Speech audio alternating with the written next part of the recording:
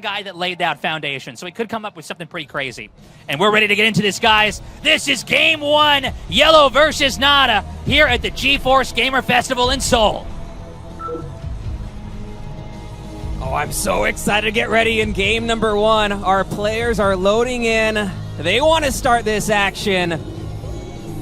It's going to be an epic match, Tasteless. It's going to be a Zerg versus Terran. Obviously, Yellow on Zerg, Nada on Terran. A blast from the past here in 2025 as we celebrate NVIDIA and all they've done for gaming. On the map, Fighting Spirit, probably the most played map in the history of StarCraft. In the top right, we have Nada, his opponent as the Zerg. In the bottom left, cross spawns here. It's the player Yellow. And I can't wait to get started. I am so curious about what kind of strategies these players have prepared for us here today. Nada, he's been very aggressive, grinding on the ladder leading up into this moment. That has been working well for him. He's been able to climb to really the top echelon despite it being so many years since he was once at his peak, whereas Yellow, he's a little bit of a wild card. I feel like he's going to be entering this one. He said in the interview he's been watching Nada's games. He has an idea of how he's going to play, and somebody like Yellow, I expect him to cook up some special strategies to take Nada down. You know, I think if these guys played 100 games, Nada would come out ahead, but we only have a very small number of matches here tonight. So who knows what Yellow's going to try to pull out here? I think there's a world where he could definitely, have an ace up his sleeve here. We're doing a first-person perspective right now of Nada, and you can see he's playing very fast. He's really from that era where APM kicked into play. That he became, we had these guys that were suddenly able to do more tasks than Blizzard ever knew was possible in their own games. That's one of the reasons why he was revolutionizing the new macro stage of StarCraft 1. It was because he was capable of executing at such a high level, and APM, multitasking, it's a critical part of that. So it looks like Yellow's going to be going for Hatchery on 12. This is, I think, in some ways the oldest opener, maybe outside of a 4-pool, right? Or the stuff that people figured out in the first week. So nowadays, a lot of people open as Hatchery on 11, but it's the same idea. It's a fast expand play. Nada did not make his barracks on the low ground, does not appear to be doing any kind of rush, does not necessarily appear to be fast expanding, although that is still an option based off what he's made so far. But for now, his barracks is going to be in his main. What I'm most curious about is Nada going to try and do a one-base play? He's still from a lot of these one-base era games. He could try that, and we can end up with a very old-school game, or he could try to do something more hyper-modern and try to do a fast expand. Yeah, so far it seems like he's just going for that early barracks. No gas taken yet here by Nada, so I'm right there with you. I'm thinking that this is probably going to be some kind of fast expand, but the SCV scout is coming in. Nada scouting the cross position first here. It immediately retreats. Okay, no, he doubles back. He wants to see exactly what Yellow's cooking up. And so Nada's going to go for, something, again, a little bit older than what we would be seeing in like an ASL, right? He's going to fast expand, but he does it basically putting Marines on the low ground. There's no wall in here yet, so maybe Yellow goes for some kind of a punish here. If not, it doesn't make a bunker. That could be a problem. Otherwise, I think we're just going to go into more of a macro standard game. Yeah, it feels like we're trending in that direction, especially Yellow. He's taking this gas a little bit later than you would if you're going for something like a very fast 2-hatch Muta. So both players here in game number 1, they're taking a relatively passive and slow build-up approach to the game. That's right. We're waiting to see if it's going to be a layer right away from Yellow, or if we're going to have something like a third hatchery thrown in. Oh, excuse me, the hatchery's actually underneath our overlay here. I was wondering where that was. Right. So the hatcheries are actually right at the bottom here. Oh, and he's building the lair here on the low ground, Tasteless. Yeah. He doesn't want the SCV to see it. So he's going to go for the engineering bay.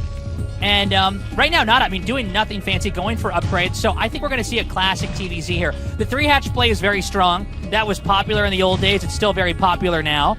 And we should expect the Zerg to go for Mutalisks, but there is a world where you can go for Lurkers, right? Now, the SCV hasn't checked the natural yet. One of the reasons why it hasn't gone down there is once the SCV slides down the ramp, it's impossible to get back up. But I think Nada's going to be wise enough, even if he doesn't see the layer, he should expect that to be coming.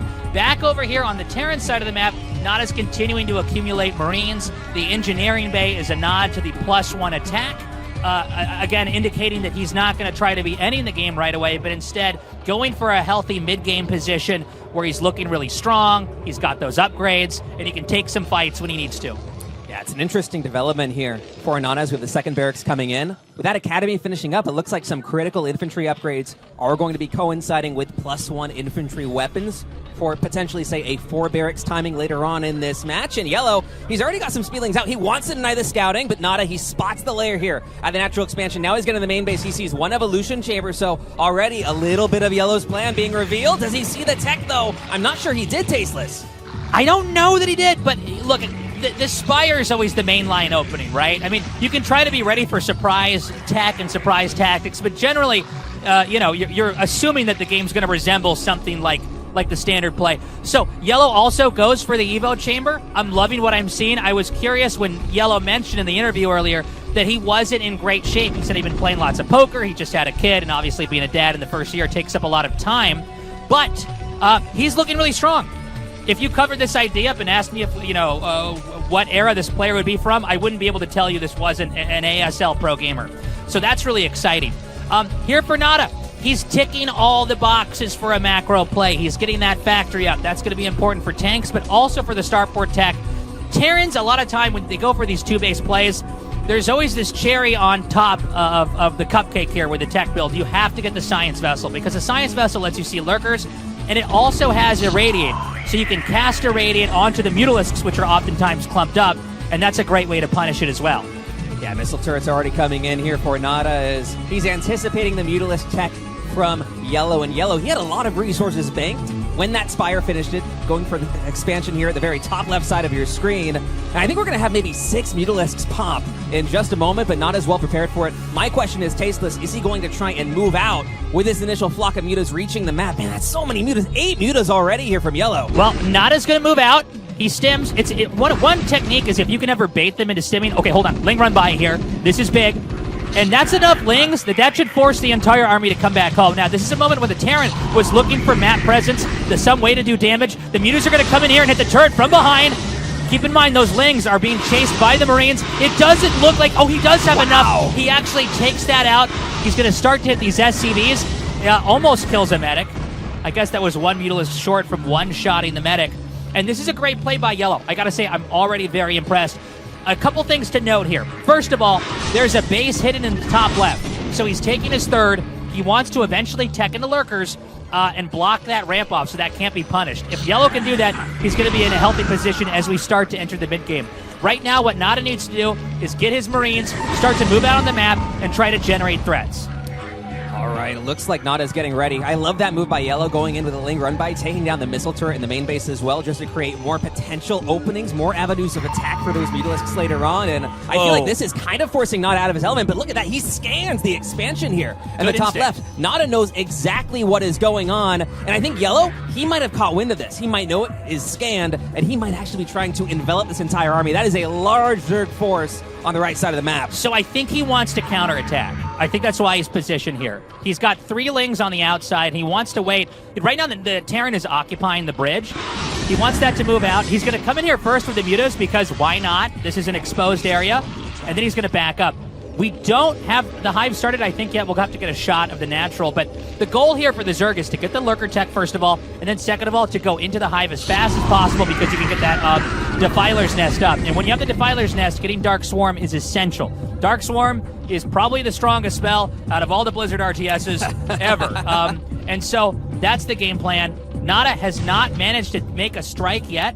That's okay by the way this game's looking, but he eventually has to come out and do something. Yellow, almost kind of looking like Sulky did in the last couple seasons of ASL. Maybe looking for a fight in the middle. Now, this is a huge army. If Yellow fights and doesn't win, and it's a lot of medics in here, that could be bad. So he has to be very careful to, I think, not attack in here. Well, hold on. Oh, Yellow, he's pushing it right now with the Lings. The mutas, already 2 of them getting focused down there by the Marines, and the entire Zerg swarm has been cleaned up here by the bio of Nada.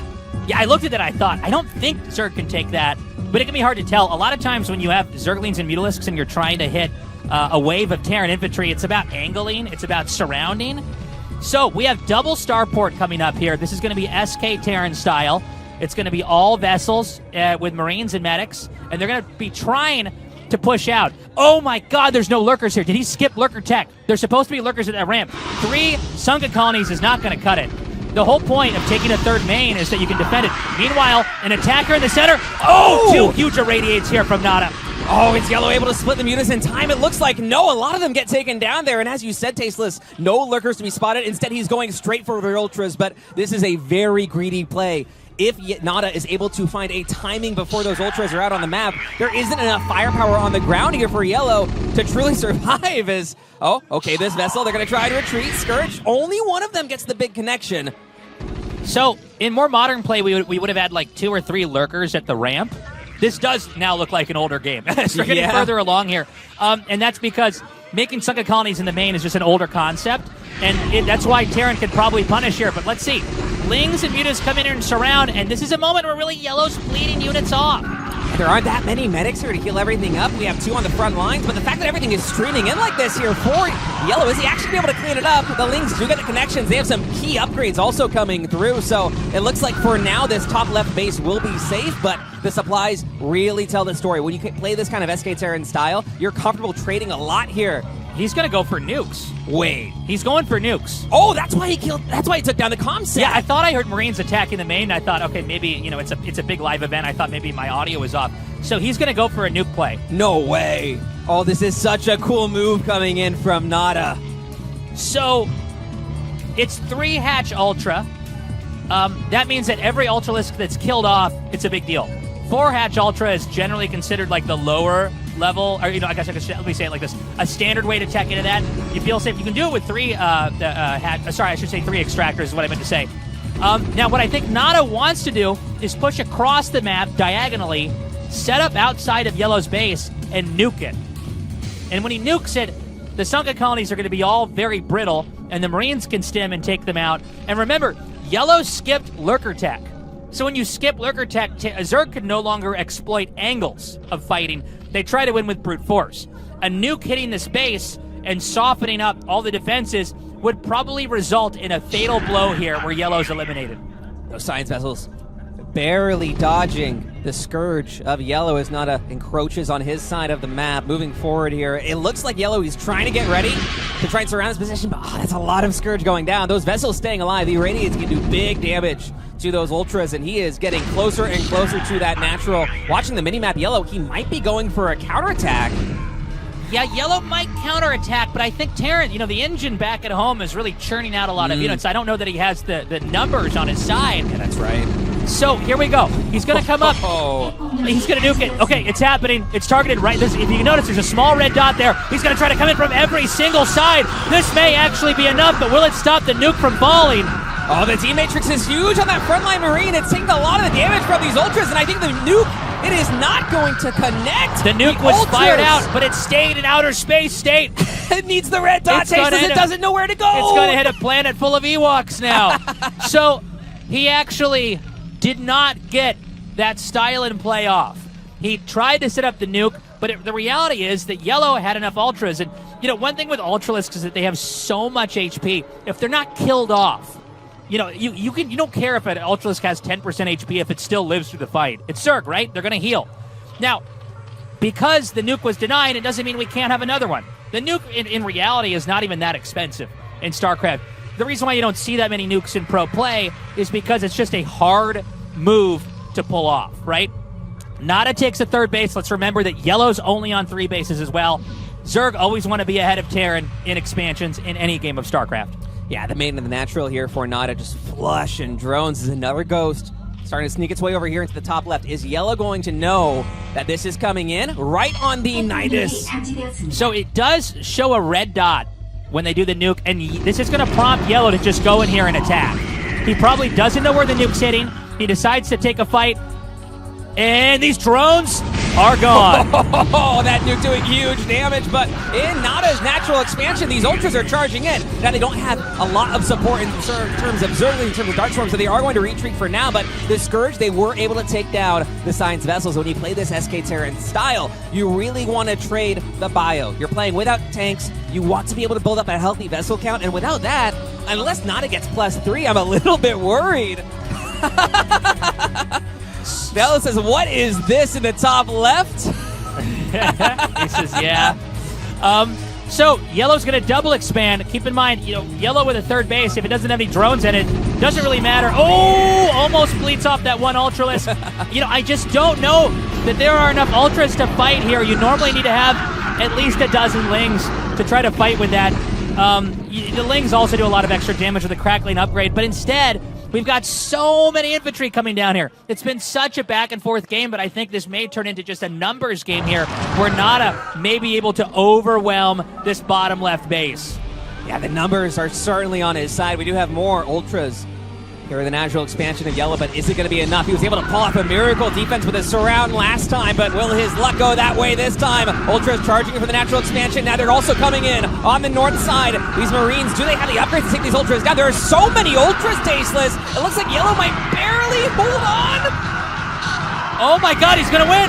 No way. He's going to win, with the aid of the sunken colonies. And, it's all about the surround, right? When you have infantry, you want to try to hit from a side. The Zerg, I guess it's true for anything where it's melee units versus range units in an RTS game. You want to be able to engulf them, right? They can't kite you. They can't rely on their back rank doing damage.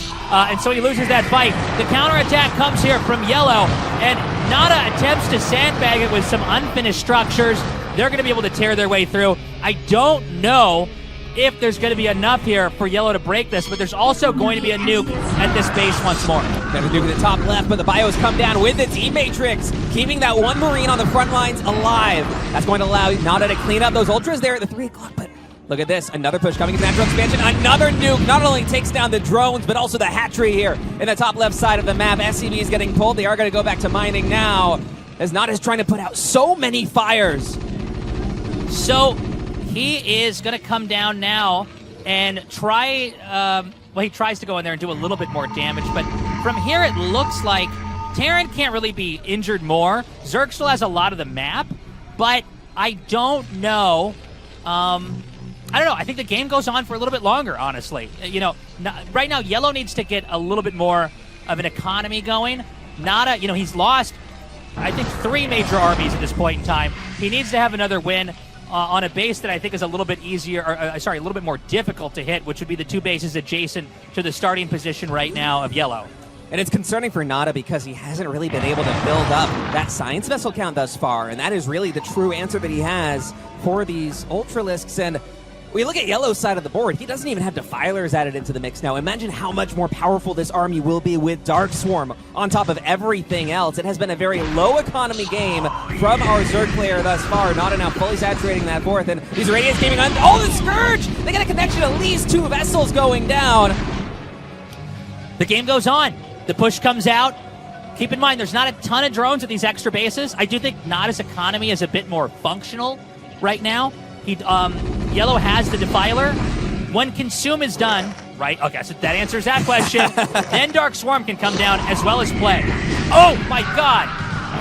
That Dark Swarm, I don't know if it's going to be enough. It's not perfectly placed. These Ultras instead, they're just going to bask in the glory of it.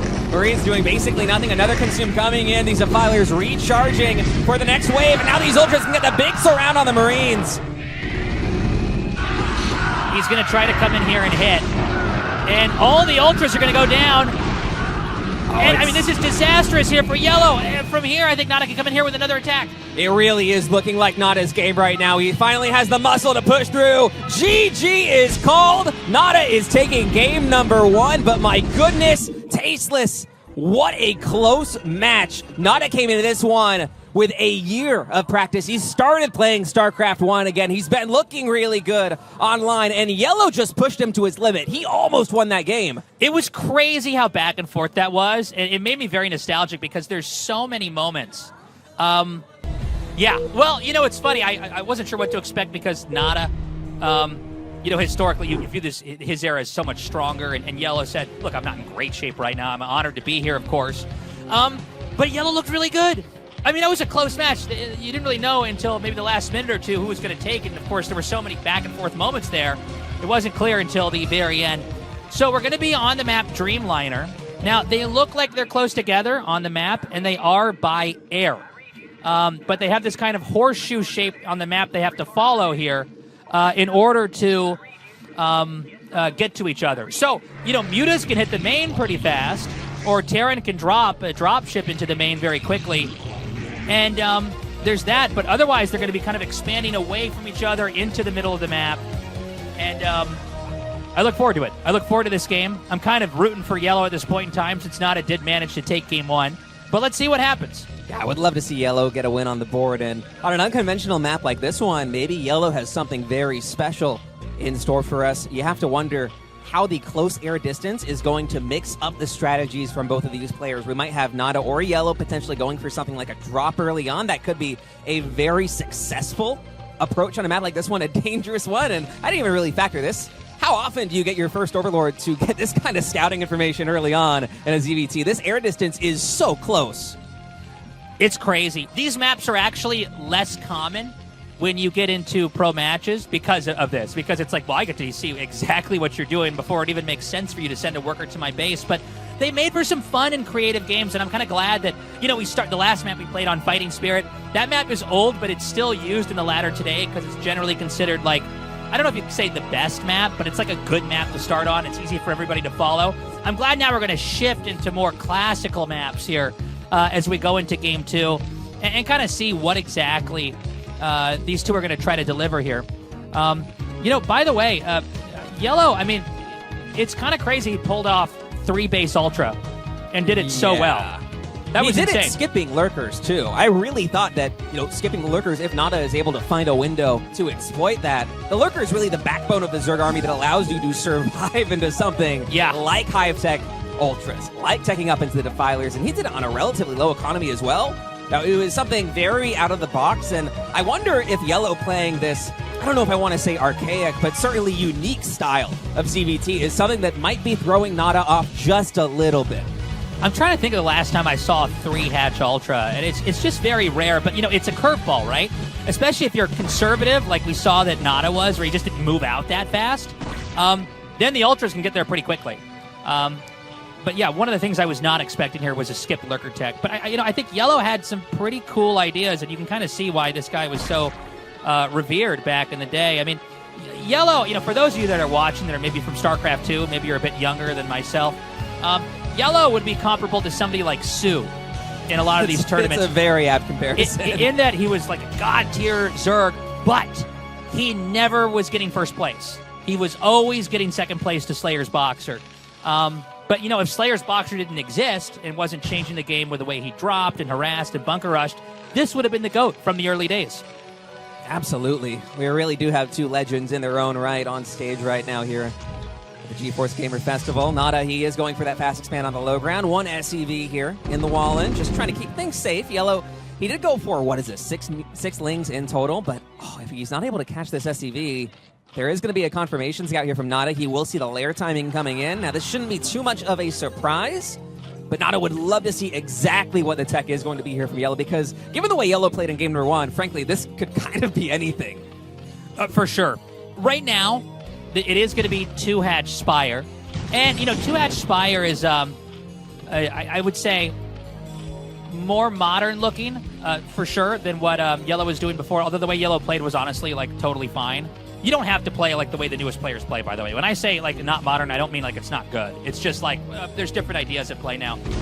This is going to be one where the Zerg, a lot of what they're trying to do is hinged on getting the Mutalisks out fast, trying to do damage, trying to force a lot of turrets. If they're maybe you force too many turrets. If you're the Terran, or if they don't make enough turrets, then you try to kill SCVs, you try to kill Marines, you try to control them. And what's interesting about this is this game, although, there are some similarities, obviously, from Game 1, this will look much more like the time period both these guys were from. Yeah, now this is a really interesting approach coming in from Nada. It's a 1-1-1 build. That means barracks, factories, starport from the Terran player. Second gas already coming in. I wonder what could this be? We have the starport now finishing up. Oh, is this going to be mines? So I think he's going to make 4 vultures and drop. It does seem like that. Here's the thing. You never get a vulture. Ever. This is not a thing, right? Is to be like, well, I've got my base up. I'm going to make a vulture, but I'm looking at the map, and I'm like, well, maybe there's some ideas here. But the problem is, Zerg, it's so clear they're going to go for mute attack that I worry that if he does a vulture drop, the mutas are just going to kill the dropship.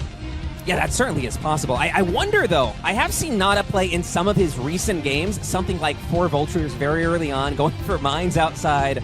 These are base trying to cause problems, but I'm not sure he's going to get an opportunity to utilize them because this is the mutas. They're already coming across the map. We have one turret in position, but because this is one barracks play, there isn't a lot of anti-air available here for Nada just yet. Luckily, Yellow wasn't able to find the angle of attack, and these vultures now getting on the map. Those mutas might hunt them down. Yeah, but, at least he can clear these lings out here. Vulture speed's done, by the way, so he's going to be a lot faster than Mutalisks. We're going into first person here. We were looking at Nada a second ago.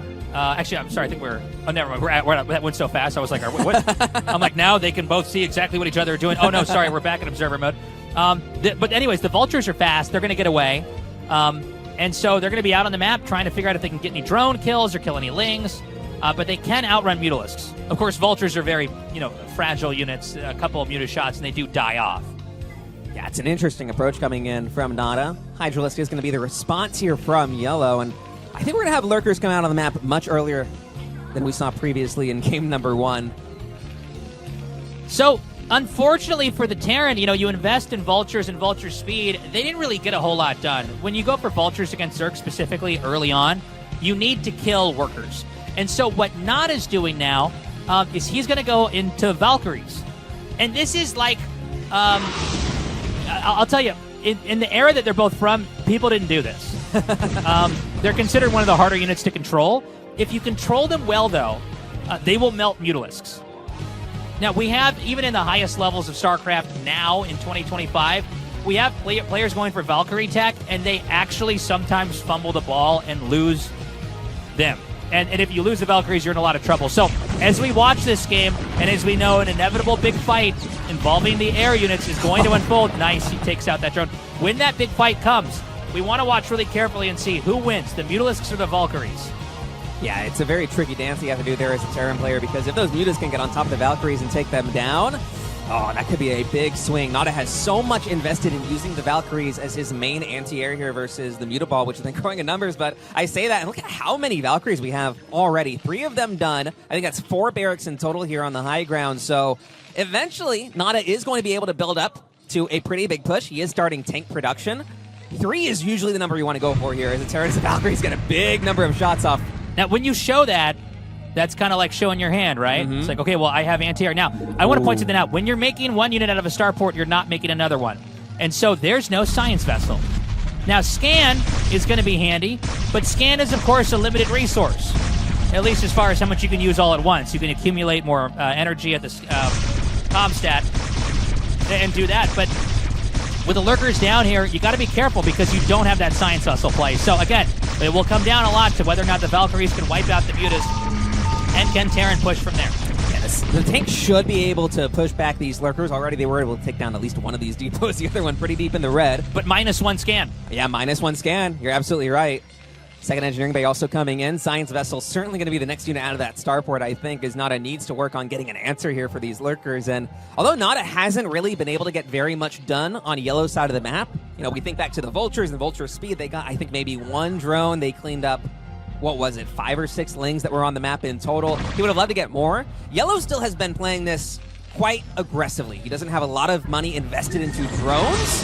These moves actually are going to find an angle right here, picking off a couple of SCVs. This is some good harassment coming in from Yellow, especially with the Valkyries caught out of position in the center of the map. Both sides are looking pretty good. He's got the 4 out on the map now. Now, let's also remember, it's not just Mutalisks and Valkyries that can fight. Scourge can come into play as well. And when Scourge connect well, by the way, you're really seeing the power of the anti-air here with that, wiping out that Overlord. I think if Yellow can go for Scourge, I don't know that he will. We'll see what hatches out of these eggs in a sec. But the Scourge play might be a great way to do this. Okay, he's going to take out another Overlord. He actually does a counterattack here. He does see there's a vessel. I don't think Irradiate's done yet. Oh, never mind. It might have just finished. The Valkyries now come back. Almost every single Muta is taken out. 1 Mutalisk with 8 HP is going to live and tell his story. But now, Tastes, we have a gigantic drop in the main base of Nada. Insane. The lurkers go to burrow. None of them are in range of the mineral patches. Tanks are sieging up. And the Sim City setup over here for the Terran is actually working out pretty nicely. He can't quite get to that key tech. the Terran now has to push back into his own main, leapfrogging the siege tanks. The science facility actually is going to go down, which means there's only going to be one science vessel unless he queued it up before it was killed off. Back over here, going for the E-base is perfectly acceptable. Yellow is winding up for another big attack over here in the front. Oh, there is so much rallying across the center of the map right now, and already the main base here of Nada is in disarray, and that's going to give these lurkers an opportunity to push forward. Siege tanks and Marines able to take one more down. This second one also falls, and Comsat comes in. Really nice target firing there from Nada. That could have gone the other way. Instead, he's able to parry that attack at his natural expansion, and now Yellow, he's coming back to the main base, but it looks like Nada's cleaning that up as well. Okay, he's going to try to run back. Now, once you show one big drop like that, and you show you've invested in gas in both Overlord speed and drop, the Terran kind of has that in the back of your head, right? Okay, now here come those Valkyries. Oh, this is huge. Even with Overlord speed, I'm not sure if any of them are going to get away right now. Yellow is down to 53 out of 51 supply. Even more Overlords are going to fall. He is winding up for another attack. We see more Zerg units rallying across the map, but I feel like the window, it might have just been missed already, Tasteless. Well, you know, the problem now is he can't make more stuff. So if he was going to hit, again, kind of doesn't make sense unless he goes in now and probably loses the fight. More Overlords are being killed. So whenever we see the Mutalisks get wiped out, now the Terran has air supremacy. So the Terran can roam all over the map and start to supply block the Zerg over and over and over. And this is really painful. If you look at Yellow's income, it's getting higher and higher. And you know, StarCraft is one of the only things where you don't want to have a bunch of money in the bank. You actually want to spend it. You don't get interest on that. You can't buy stocks with it. So what happens now is he has to get the Overlords out as fast as possible and try to dump those resources like he does now. Back into Lurkers. He just now got back into that velocity where he can start to make more units again. But this is where Terran's going to attack. Terran has a big army. The Valkyries are less of a factor now. They've kind of served their purpose. In fact, if you look at the minimap, they're patrolling over that cavity between the two bases. Now it's going to be down to the push and whether or not Nada can finish Yellow off. There's very little economy left here for Yellow, and a lot of those production cycles were spent on just replenishing the Overlord count, so his supply is so low because he need to make, 7, 8 more Overlords just to get into the realm. A possibility here in terms of production. Now these armies getting ready to clash here. Oh, those science vessels a little bit far forward. One of them will get taken down, but with just Hydras, Yellow's going to have to retreat to safer ground. A lot of lurkers coming in. Yellow would love to hide these, but with science vessels on the front line, I'm not sure he's going to have the opportunity. Here he goes. One last Hail Mary attack. The tank spread is so good. The lurker push looks scary, but they're just not quite in range. And 5 tanks survive. D-Matrix over there as the lurkers running away get shelled once more. And now this is where Nada could have the killing blow. Now let's not forget what happened in the last game. We had several different moments where Nada got in there. It looked like he had the damage ready to close the game out, but Yellow surrounded, but it was with Ultralisks in the last game. And we don't have Ultra Tech here now, which means it's going to be a lot harder for Yellow to get through this and come out on top. Oh, it's looking like Yellow's time in game number 2 might be numbered. The siege tanks, they're entrenching themselves in this position, knocking on the front door of the natural expansion, controlling the junction between that and the third base as more Terran army streams across the center of the map. And even if Yellow gets the dream engagement, I'm not sure he's going to be able to break this one. The siege tanks, they are creeping closer and closer to lurkers. They are in hold position, I think. Finally, they're trying to get some attacks in, but there just isn't quite an angle. The rest of the Hydras are going to be wiped, and you can see Yellow smiling. Taps out with a GG. And that is going to do it, everybody.